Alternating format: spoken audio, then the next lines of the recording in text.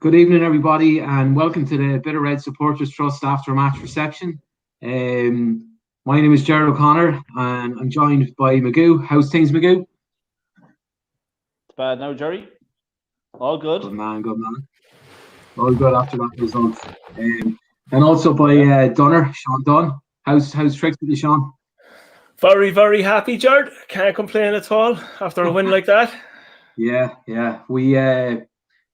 It was a hard-fought win, wasn't it, Sean? Very, very. Look, what are your thoughts? Look, it was hard fought, but they didn't really create any chances. I thought we controlled the majority of the game. I thought first half was a wee bit scrappy at times, but even at that, they were willing to let us have whole possession of the ball in our own half, and we made a couple of passes in and around the centre circle. We didn't really move any further than that. By the time we got into the final third, we were just playing the wrong ball, making the wrong decision all the time. Weren't really opening them up. Couple of passengers in the first half. Ryan de Vries just isn't up to the fitness level yet, unfortunately, but it will come. I fully believe it'll come. Romeo was terrible in the first half. Absolutely terrible. But there was a few positives as well. I thought Niall Moran was absolutely sensational. I thought he was brilliant throughout the whole game. Marshaled the game. In-game intelligence was just unreal for a lad of his age. Yeah, he was brilliant. So calm on the ball and never gave it away. Always chose the right pass. But just touching on, look, I suppose with Ryan de Vries, he is a bit behind the rest, and hopefully he does catch up, because I think before we came on air, Sean, I was just talking to you about going back to the Dundalk game last season, the last game of the season, and in the middle of the pitch he just done a turn and sent about 3 Dundalk players the wrong way and set up the first goal for us. So look, he has got the ability, and we know that. It's just, I suppose, getting minutes in the legs. But that's it, 100%, Jerry. It's there's a player in there. We know that. We've seen it. We've seen it in glimpses last year, even. And he came up big so many times last year when we needed him to. A few of them very important goals for us. But it's just about getting minutes in the legs in that now, and he will get it. And it's on the way. It is coming. It is coming for him. And he's a top-class player. We all know that.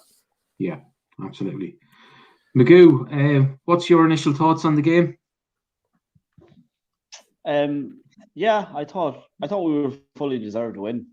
I thought we were very good, especially second half. I think it was what we were going to expect. It was going to be Harps. Like, they're riding high because they're hard to beat. They're disciplined. They don't give much away, and then they take whatever few chances to get. Luckily enough, again tonight, the defence was top class. I don't think we gave up any chances really, did we? Of note. I don't remember McGinty having too much to do, so I think we controlled it in the second half, especially as we were saying. Niall and Greg in the centre of the park were very good in the second half. I thought also Cawley, when he came on, was excellent. He was put into some great positions, and his use of the ball was excellent when he came on. Never gave it away, and he was just so intelligent and with the ball and calm, and just what we needed at the time. It was very good. Yeah, I think Dykesy touched on that as well when Dave came on. He said, look, he's a good player to bring on. He's going to use the ball well. He's not going to give it away, and that's exactly, I suppose, what we needed at that point. Yeah. This is the role that I wanted Cawley to have this season, because I think this is where he's going to be most influential for us, is coming off the bench like that and giving you 20, 30 minutes of a real intense spell. And, he's not spacing out his game throughout the 90, that he's not going to get caught tired at any stage. He's just going to be fully committed for that 20 or 30 minutes. And that's when you get the best of David Cawley then. Yeah. The comments are flying in, lads. Do you not think he's putting himself in a position for a starting place in that number 10 role, we'll say? Like, I think the two best performances are he's only done it he's played half an hour in each. Was it the Dundalk game, I think, at home? Dundalk when he came on in the second half, in the number 10. Yeah, and the same tonight. And I think that's the best performances we've seen in the number 10 role from anyone so far. has been them 2 half-hour cameos from Cawley. Yeah, I'd agree with you, but I'd agree with you in that respect, McGoo, because he was excellent when he came on against Dundalk, and he was excellent when he came on tonight. But then you think when he started against Longford, he dropped very, very deep. It became like a flat midfield three, and that's where I'd be worrying about if he starts games. I'd like to see him start a home game there rather than away at Longford on a tight pitch, and would there be more space? Maybe. It's a good problem. It's a good problem to have. Yeah, absolutely. Yeah, I think Dave is kind of a victim of his own. He's a victim of, I suppose, he's been there playing for us in seasons where we weren't great, and I think someone said it before, like that he was asked to do so many jobs at the one time, and I think if he was given that one particular role, he could do really well in it, in that number 10 role. Yeah, I'd agree with that as well. Like, and I don't want to spend all evening on David Cawley either, but I think that's a very fair comment, Jared, that like in seasons gone by, he was asked to be the defensive midfielder and he was asked to be a box-to-box midfielder. And it's just, it's an impossible task for anyone. He's had so many bad partners in midfield with him the last few years. It's been a thankless task he's had. And be the captain, and be the leader, and be, everything. So I think now with a good squad, although having said that, lads, when you look at the bench, when you look at the bench tonight, we don't have too much strength and depth. Sorry, I have to jump in there. Niall Moran equals Drumshan Endo.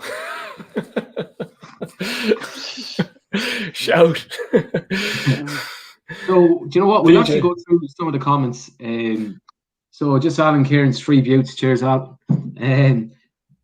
Oisin Arthur, Johnny Kenny chasing lost causes all second half. What a win. But McGoo, what do you think about that? Well, I was saying in the pod during the week that in the second half against Shams, I feel we did drop off a bit, and our intensity, Shams were getting a bit on top, and I was saying maybe it was and maybe it wasn't down to Kenny going off at half time, but he gives so much energy, and his pressing up front and his work rate is phenomenal. Like, that's where he got the goal from, chasing lost causes, never giving it up. And like, I don't think we would have. I don't think if he wasn't on, we would have got that goal. Like, would we have got a goal? Like, I know they're keeping with 1 or 2 other saves, but they were kind of long range shots. We weren't exactly, although we were the better team and played the better football and deserved the 3 points, we still didn't exactly miss a half full of chances. Like, Sean, do you want to touch on that? I think you might have a different opinion. Yeah, I felt in the second half, especially, that we actually did create chances, that we put them under a huge amount of pressure. Now, it wasn't clear-cut chances. We had a couple of skim by the face of the goal where just there was no one on the end of it. There was a couple in by Gibson. I think Walter and even McCourt had 1 or 2 in from the left-hand side as well. So I think we created chances, obviously not clear-cut as such, but it was far more positive in my view anyway, from what we've seen in previous games where we just didn't look too tentative up front. We were just a wee bit passive, and just we weren't going for the killer ball all the time. But I thought tonight now was a wee bit different, and I'd have to agree with McGoo. I think Johnny Kenny coming on in the second half helped that an awful lot, because we instantly our position was higher up straight away. He sits on the centre half. He's always pushing onto the centre half. He's pressing the centre half all the time. And in turn, that drags Gibson, Walter, and Romeo. That drags them up another couple of yards. And our press was far more intense in the second half. And it caused them an awful lot of problems. And it was even something that I says in the pod there before the game was Seymour. I felt he was their weak link, and he was again tonight, because all he done was give away the ball. And we constantly put him under pressure, and he constantly gave away the ball for them. He was a real weak link for them, and something we exposed an awful lot. Yeah, just going to dip into the second half. We were. Sorry, McGill, go on ahead. No, sorry, just saying, especially second half when we were pressing that bit higher, he was having less time on the ball then. Like, and it just showed then his technique, and he wants to get it out of his feet and do long range balls the whole time, and there was just no room for that in the second half. We were on top and straight away. So I'm just going to dip into the chat room now. Donal Kelly, that's as dominant performances I've seen from Rovers in a long time. Seriously exciting side. Delighted for Johnny Kenny. Kiki O'Grady back forward, very solid. No more corners for Walter.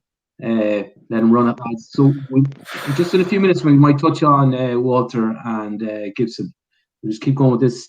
Andrew Gorman, good result, lads. Poor first half. Once we got the goal, we played some good stuff. Good at the back four. Walter, my man of the match. Moran close second. RG Clan, Ryan Matthews, the famous Ryan Matthews here. Ryan Matthews here. Kenny was main difference, stretched them. Yeah, winning games, playing bad. Niall Moran, man of the match.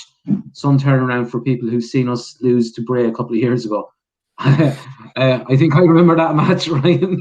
That was where we had a bit of a spat with some of the Rovers backroom team who were all over the papers, but anyways, not to worry. Darragh McMahon, Budger must have had cement blocks on his feet in the first half. When he sorted out his touch and we started getting the ball into Walter and Gibson's feet, it changed the game. David Burns, we have a super back five, great potential going forward, but we need to back ourselves a bit more going forward. A lot of sideway passes instead of moving the ball forward quicker. Just go through one or two more. Fantastic performance by Rovers. This is from Daniel Lynch. Fantastic performance by Rovers. Figueira and McCord were terrific. Mahan and Buckley continued to dominate the middle, and great for young Kenny to get his first senior goal. Then Dylan Mann. I was actually delighted. Sorry, no, just when you were saying that, Jerry, I was just going to say I was actually delighted that we didn't get a second goal.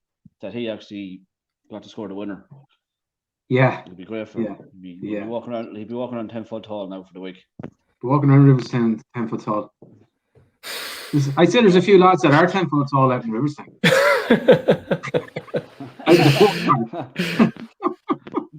They might get a game at Harps, so. They're such a seriously tall side now, aren't they? I tell you, they're pure physical. But in fairness, they do try and play a little bit more football this season. Even tonight, they were trying to play a little bit more football. But those long throws, my sweet Jesus, my heart isn't able for them. Yeah, you just feel the pressure straight away. I was disappointed with them, actually. I thought, look, I watched a couple of their games and they did look. I suppose when Harps play a bit of football, we all think, oh yeah, well, look, they're playing a bit of football and it's great and all that. But tonight, they didn't play any football. And you know what? With the likes of McNamee and players like that, he didn't get a touch of the ball. Sure, it was just going over his head. Well, it was something I was going to touch on because you were going to say about Walter and Gibson later on. Yeah. Was McNamee. I don't know that anyone else noticed it. It could be just a fucking horrendous take from me. But I noticed with Webster. Webster wouldn't go near Gibson all game.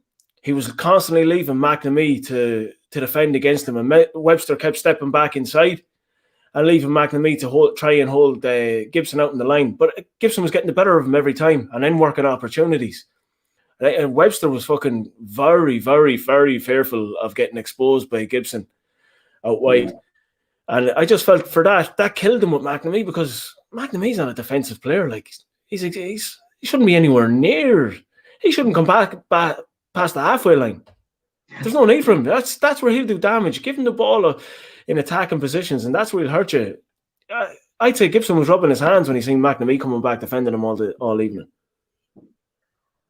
I think Conor Lynch actually made a comment there in a group or something like that.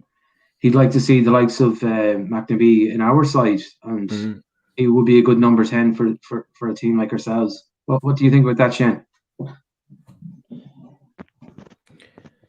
Shane. I was talking to someone outside the window. Yeah, look, McNamee's a great player. Like we all know, he's a great player. There was talks of him coming here a year or two ago, and everybody was really excited. Like he's a great little footballer, but obviously his circumstances, he didn't want to. He wants to stay at local Hearts, but I think he'd obviously like good players. Love playing with other good players. Like, and I think he'd be brilliant with us if he was playing all around them with Walter and Gibson and the Freeze and Romeo. Sure, you'd have a field day there with them. There's so much potential with that, isn't there? Yeah, he's playing like a rugby player now at the minute. He's just waiting for the throws, just the lineouts. Yeah. He's waiting for big lineouts. That's his job. Yeah, 100%. What Magoo? What did you think of our two wingers tonight? Second half, I thought were excellent. Really came into a second half. I thought Walter was very good in the second. He's such a great footballer. Like he's very good with the ball at his feet. Yeah. It's exactly what we said was coming, wasn't it? We said this a couple of weeks ago, that just give him time. Once he settles in, you're going to see what he's capable of, and this is exactly it. He was brilliant tonight, so he was.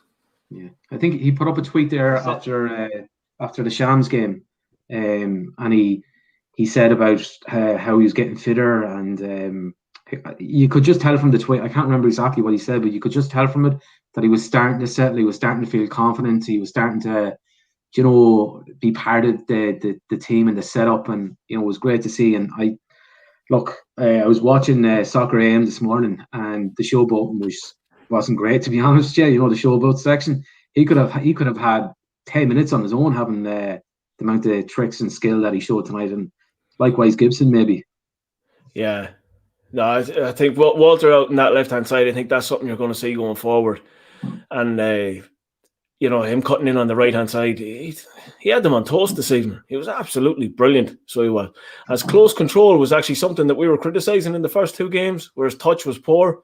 Yeah. Where his touch was on point tonight, and you could see it was just giving him acres of space every time. Yeah. And they were afraid to go there because they knew his first touch was so good. Exactly. If they weren't in on him straight away, they were dead. Then that was it. Yeah.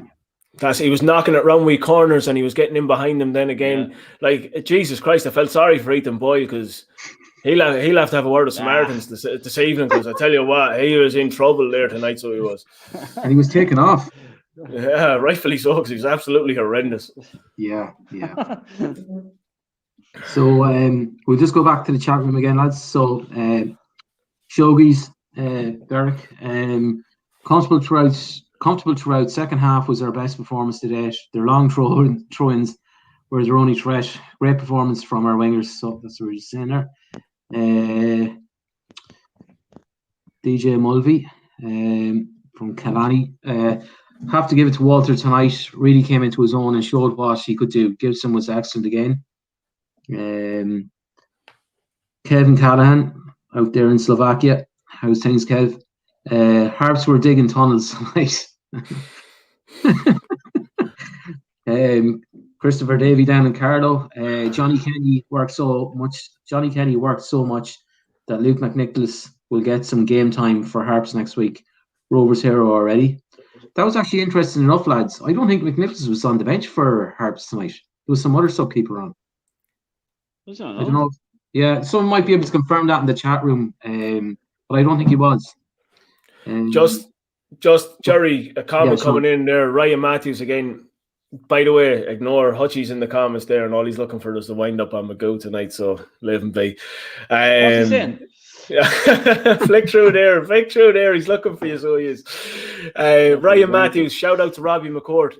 Robbie McCourt was he was fantastic tonight. So he was defensively, nothing got by him. He was brilliant, and that tackle on Foley in the end, that was on Boyd in the end was unbelievable. Yeah, another giant. Connor May then. Is Connor in Abu Dhabi? Yeah, he's in Abu Dhabi. By the end of the season, we'll get it right. So McCourt was my man of the match, defended well and used the ball well. Game-saving intervention in the box. Front four poor in the first half. Kenny hard done by not to start after second half last week and today. Spooky FC set Peach's coach badly needed another joke of a corner. Yeah, it was a bit frustrating. But look, I suppose we can only get better. Ski McGee's saying the same thing. Is that the legendary Ski? I doubt it. Ski wouldn't know how to use the computer. Actually, just one thing. There's two comments there, Jerry. I don't know if you're down with them yet. Jim Gray is just saying McNicholas might be ineligible because of the loan agreement, which is probably true. That it makes sense. And then it probably makes sense actually. And then Hutchie has one in here as well as youngest player to score for Rovers. Is it Johnny Kenny? Yeah, good shout. That's something Yeah, someone else might be able to confirm that in the chat box first. I'd say Raf would be close enough there, wouldn't it? It'd be Raf for himself, I'd say. I think Raf, when he scored that goal against Monaghan, remember we chatted about it. I was chatting about it on the pod. He scored in September, and I'm such a nerd. He scored in September, and his birthday was in October. And I think he would have been. Sorry, how do you even know that, man? Yeah, I know. Raf be getting worried. Honest to God, there's a touch of a stalker there, so there is. Yeah, so he's a bit almost 18, but anyways, he's got the same birthday as my son. So. Oh, here, sorry, boys, it's in the commentary. Keith Gilroy, 16. No, Keith Gilroy, 16. Oh, right, from Calgary, yeah. A few boys have it in there, so they have. Yeah. He was a good player, wasn't he? Class act. Rolls Royce. Absolutely. Yeah. Mark Hutchinson is making comments about you, Magoo. Mark Hutchinson is a wanker. That's all you need to know. That's all to say anymore. Stephen Healy, brilliant second half by Rovers. First time in 78 years. We have all the ingredients to have a proper league campaign. In my opinion, lads, I don't think we're anywhere near making a title challenge. What would your opinion be, Sean? Look, I've said it from the very start. I have no interest in a title challenge this year, unless it just falls on our lap. Just by total grace of results and everything else. All I want is us to be in the top three and be competitive. And I said it to a few people now that if you're in the top three and you're competitive, no one's going to run away with this league. There's going to be Shams aren't going to run away with it. It's going to be tight. And if you're in the mix come the last 7 or 8 games of the season, and if you're capable of putting a run together, then you can go and win the league from there on in.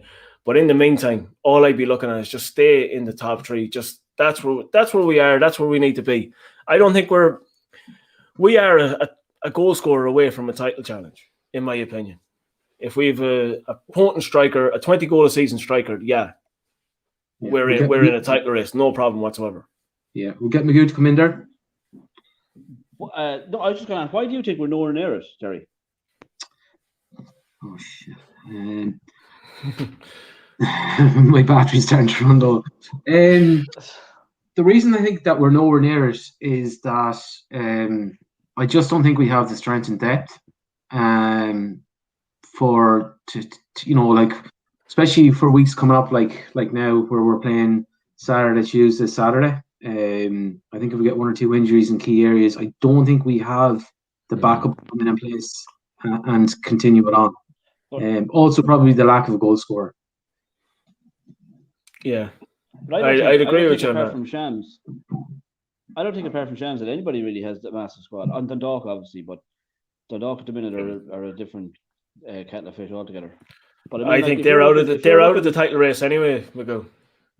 But if we finished 4th last year, and if you look at the 3 that finished above us, they're all having their own problems at the minute. I know now you'll add Pats to that mix now because Pats have improved big time. I think Pats are a good side. Pats will be dangerous. But apart from Shams, I don't think anybody has a huge squad to be coping with injuries or suspensions. So. Oh no, but that's Magoo. Point. My point to that is that Shams aren't going to run away with it either. So if you're in the mix come the last few games of the season, if you can put a run together, then you're in a title challenge. But I wouldn't be putting expectation on the players now to say, right lads, we're in a title challenge. Because I just think it's a wee bit over the top. No, neither would I. But I just when Jerry says that he doesn't think we're anywhere near having a title challenge, I think it's a bit. I think we're as equipped to have a title challenge as Pats or Bows are. Yeah, I suppose Bows are. I've watched a few of their games as well, and they've really they're a completely different side than they were last year. They beat Waterford 1-0 last night, and look, I know we won 1-0 tonight, but we had a bit of substance to our play, particularly in the second half. Bows were very uninspiring. I think. Waterford. Yeah, they were particularly not great last night, but just Georgie Kelly up front. When you if they're relying on him for a lot of goals, I just can't see it. It's not going to happen. No. It's that's my point. That's my point. Like, I think. Yeah. No, I'd agree with, and I genuinely would agree with you. There's no standout runner, and Shams aren't a standout either. But I just don't want to put that massive expectation on the players already. I just think, look, progression is key this season, and if you're in the top 3, that's progression. So I'm all about that. Yeah. I just wouldn't dismiss it straight away. I wouldn't be writing this off either. Yeah. Oh yeah. So there's a lot of comments there. I see Jared Little for Dundalk. God love them. God love them. What's the saying? Out of the frying pan and into the fire, is it? I think there's mention of David Healy there as well from Linfield, and he's I would put him in the same category as Jared Little. So hopefully one of them lads will get it, and they're both great pals with Mitchelton. So yeah. Just David Healy, Nutsy's doing his job for him. Well, yeah, I'd say he might have to. So DJ Mulvey again. So lads, when fans are back and pubs are open, you'll have to do a live one of these and fiddlers after the game. That'd be brilliant. Love to do something like that, lads. Absolute carnage. Absolute carnage. I'd say give it a half an hour and there'll be slabs thrown. We're all right when we're on the internet. We're kind of we're behind the screen, but I'm saying. I think you're right there. And that'll only be between us. It was kind of virtual slaps a bit earlier on, but anyways, not to worry. It was, yeah, the group was getting a wee bit heated. But look, not to worry. Shane Keavy was just saying as well, Shane Keavy's a great friend of mine. He's living up in Letterkenny, a great Rovers man behind enemy lines. So you're saying McNamee is working in Letterkenny General and wants to stay part-time. Yeah, yeah. But that's the type of player I think that we're looking for. Jared Little Dundalk, yeah. Georgie Kelly is League of Ireland's Andrew Gorman, Georgie Kelly is the League of Ireland's Conor Salmon. It's a shout. Yeah. In fairness, it is a shout. Yeah. So in Kenny, Dundalk gone from possible relegation contenders to definite. That's a good point. Lads, go on. Just interested to get your thoughts, what you thought now, because I like that again. I thought it was very, very commanding performance was McGinty. Just to see what you thought about that. Thought he was excellent. He came for every single ball tonight and caught every single one of them. That has to put great confidence into the back four. And it's a great platform to build from. Definitely. What about you, Mago? Yeah, the same as Jerry. As he said, he's very commanded of his box tonight. Very assured of his kicking, apart from one, I think, in the second half. He kind of scuffed it along the ground. But apart from that, and as Jerry says, he must be given great confidence to the back four. But I'd say the back four are giving him great confidence too. They're both bouncing off each other at the minute. That's true. I think like Buckley and Mahon are as good a centre back parents as there is in the league at the minute. It has to be. The way they complement each other is unbelievable. They're just it sounds a wee bit extreme maybe, but they're a perfect pairing. They're exactly what you need in the centre half setup. So they are just one of the you have Mahon who's an absolute tiger and reads the ball so well, but then he's actually very good on the ball as well. Yeah. Where then you have Buckley who's just calm, collected, reads the game masterfully. And I've actually noticed that he's now getting better in the air as well. He's actually very commanding in the air. Whereas he was sitting back and letting Mahon go and win most of the headers, he's actually now taking the front foot and going and winning most of them himself. Yeah. There was one point. There was one point during the game there where John he brought the ball out of defence and went deep enough into the Finn Harps half. So it just shows you he's coming on leaps and bounds as well, and his confidence is definitely growing. Magoo? 100%. Yeah, 100%. I was saying that, I don't know if it was last week or on the pod too. You can see the influence of Buckley rubbing off on him, like just the wanting to carry the ball out the whole time. And you remember him last year, or was it last year? The year before, you see Mahon. Whereas he was still good with the ball, he'd be trying to play a lot of longer passes, still into fellas, but just trying long. Now he's, as you say, he's carrying the ball that extra 5-10 yards. And it's opening up more options for him. He's just playing everything nice and simple into feet or else out to the wingers, and he just really looks calm and composed. And I think Buckley's a great influence on him. Massive. I don't want to let this comment go by, and I say there's actually two of them here that I want to bring to you as well, lads. Is Jim Gray's just after putting in a bit of trivia there that Johnny Kenny Senior's last senior goal was against Harps, and now his young fella has just opened up his account against Harps. That's Jesus, that's unreal. Football works in such weird ways, man. It's cool. Yeah. That's brilliant to get stuff like that as well, though. Like, it's class. This is all about. You can't beat Jim for that kind of stuff. He's brilliant. Yeah. Then Dylan Monaghan actually is the back forward. And me for birthdays. Which? Huh? Me for birthdays. Dylan Monaghan there. The back four with Greg and Morahan ahead of them is vital to the way we're playing. They stay so solid and let the four lads up top strut their stuff. It's brilliant. I think Dylan's bang on the money there. I think the back four has given us a foundation to build off, and it's Buckley's got that complement just perfect with Horgan, Buckley, Mahan, and McCord. It doesn't kill us attacking wise. You know, you can have some back fours that they offer you nothing going forward, but actually they do. They complement the forward players so well because the way they link up is brilliant. Like you see with the relationship McCourt and Figueira are picking up now. It's apart from corners, because if the two of them ever go near a corner flag again, I think I'll beat them out of the showgrounds with one left trophy with you. Yeah. They're lucky there's not fans in the ground for that. I have to say that. But apart from that, what was that one in the first half? What was that one all about? And then the man, I think they have a bet on. Not only did they fuck it up, but they managed to be offside as well somehow. How they managed to be after one fucking short corner? But Jesus Christ! But go back to Dylan's point, like about the solid base. Johnny scoring and the performance of Walter and Gibson in the second half too is really positive signs moving forward. But I think he is right. You get the feeling things might be starting to up front, might be just starting to gel and click a wee bit. And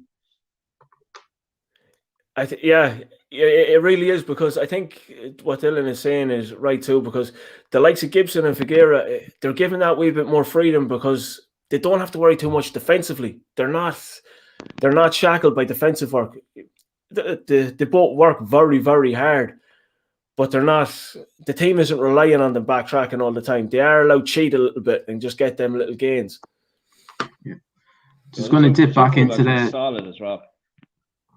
Yeah, they're just unreal. Just going to dip back into the chat room. So, lads, I think you just spoke about it there. Rory Howard was saying, what are we going to do about set piece deliveries? And I think we answered that. Then Andrew Dodd says Europe is the aim. A few people are putting up David McDade and his grown. I think that might be in relation to the youngest goal scorer. Yeah, Decky Basketball, he put it up, and Ski McGee. What else?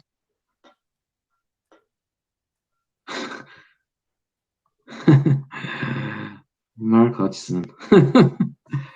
And Stephen Healy, not a title challenge in my opinion, but a top four with confidence, a goal scorer missing. So again, I think we're all in agreement there with Stephen.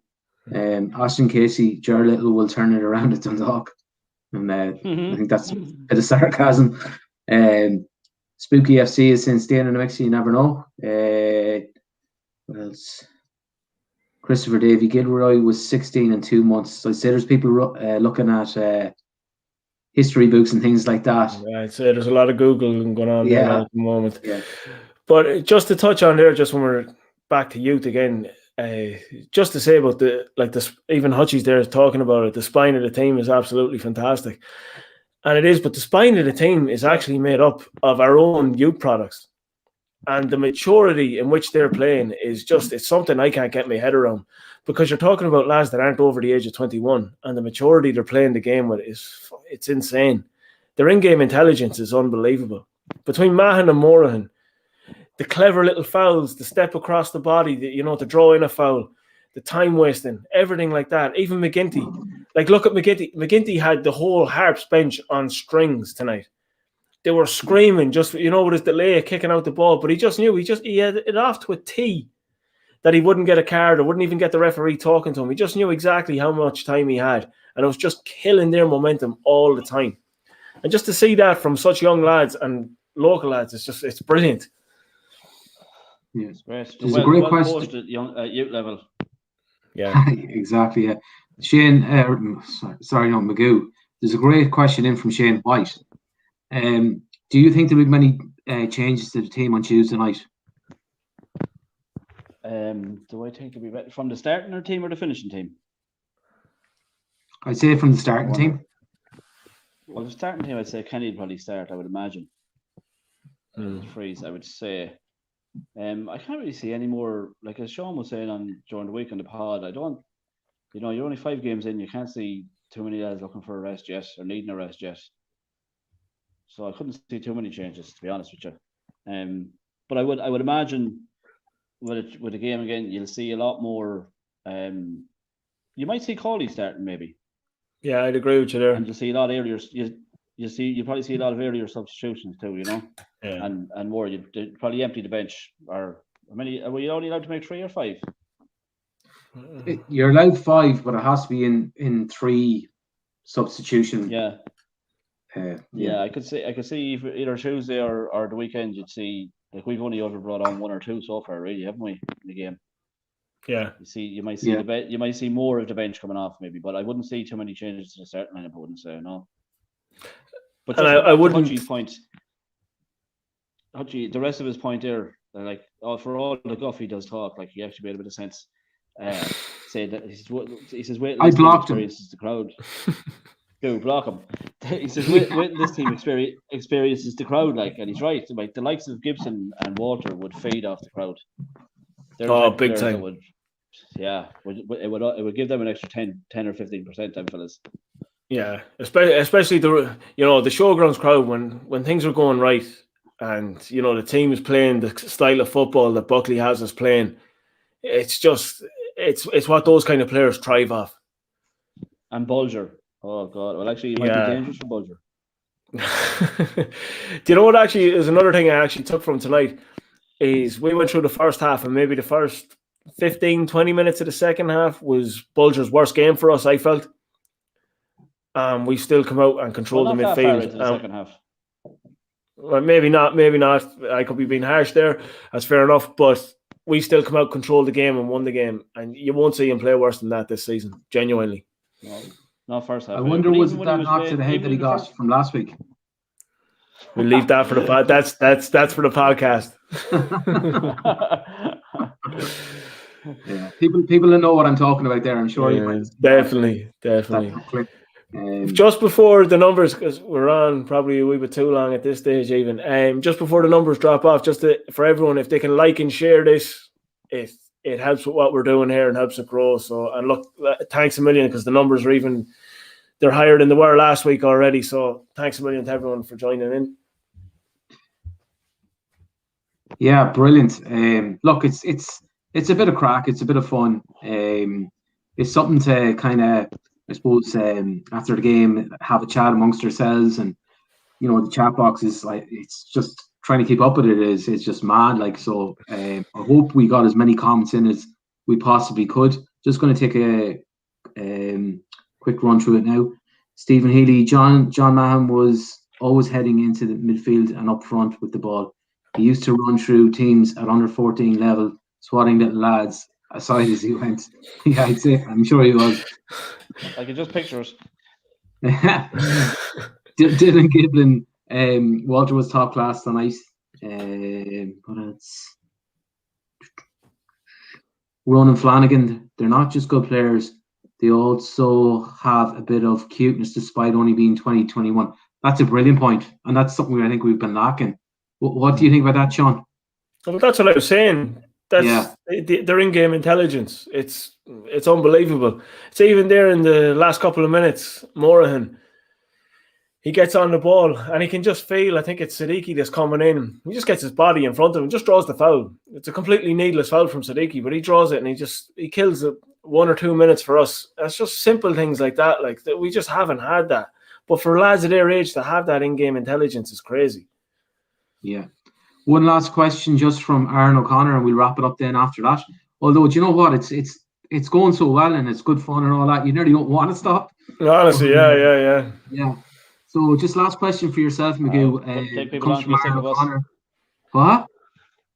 It wouldn't take them that long to get sick of us. Wait until we're all in Moonies or Fiddlers or wherever we're doing the live session. But anyways, hopefully that happens sooner rather than later. But last question for yourself, Magoo. It's from Aaron O'Connor, down there in Boyle. Would you try Gibson centrally at number 10 and try Banks on the right, Kenny at 9? I definitely try Gibson number 10 right. I think I've touched on this a few times already. I love Simeon, but Banks, I wouldn't put Banks out on the right. No. As we were saying already, we have our solid base of our back four and the two boys sitting in front. I think at the minute, you'd want forward thinking players then after that, out on the right and left and stuff like that. Obviously, I'd say Banks will come on there and do a job in certain circumstances or certain games or parts of games, but I wouldn't be considering him for starting there anyway. No. I don't know. Did you notice in the first half there, especially, was between the front four, there was a rotation between three of them in Romeo, Gibson, and De Vries. Now we were leaving Walter out wide left to expose Boyle, and that was clearly a tactic anyway because we tried to play that ball in behind all the time. But it was just something I noticed between Romeo, De Vries, and Gibson was they were constantly rotating. So the Gibson was actually coming into the number 10 spot. Romeo was taking the number 9, and De Vries was coming out wide right at times, and they were switching in between there. So it is something that Buckley is taking a look at, that he does see Gibson coming inside at times, and I think it's needed because you have to confuse defenders. Otherwise, they're just going to constantly double team on Gibson and just try and kill his space altogether. Yeah.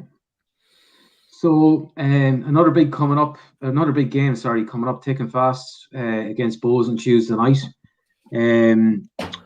So we just chatted about there earlier, just in terms of I personally think that the team will be pretty much the same as the last day. As Magoo mentioned, I think Kenny might come in for De Vries, but other than that, I think it'll be the same.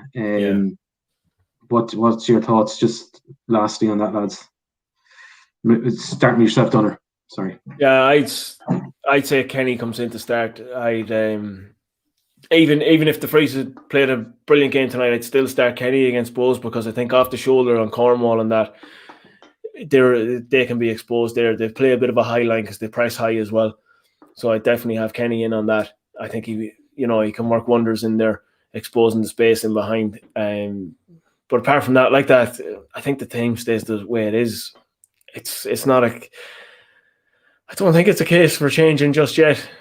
So I'm to be honest with you, I nearly feel like anyone would be hard done by taking out the team at this stage. The way everyone's playing so well, you don't want anyone to come out of their stride. But I do think Bows are there for the taking as well on Tuesday night, but it'll be a tight game. Yeah. So look, we'll leave it there and we'll sign off. And just to remind everybody that we'll be back on Tuesday night after the Bows game, live again on our YouTube channel. So we're looking forward to that and hopefully another 3 points. Not sure exactly of what the start time will be, but it'll be roughly a half an hour after kickoff. Does anybody know what time kickoff on Tuesday night is? Is it 4:08 or? I haven't checked it, to be honest. Kiki's just asking there, Magoo, do you have any rousing words for us for Tuesday night? Yeah. No, I don't. I think they're there for the taking, though. It's a quarter-day kickoff. Yeah. I've seen us in Arthur put up 7:45. Yeah. So yeah, we'll be on at 8:15 again. So look, it's a great excuse to have a couple of midweek cans on a school night. Absolutely, midweek white hags. We've got a great excuse for the wives and partners or whatever, or even to ourselves. So look, we're going to sign off there. Thanks a million, Dunner. Thanks a million, Magoo. Cheers, boys. Up the bit of red. Up the bit of red. Come on, the Rovers.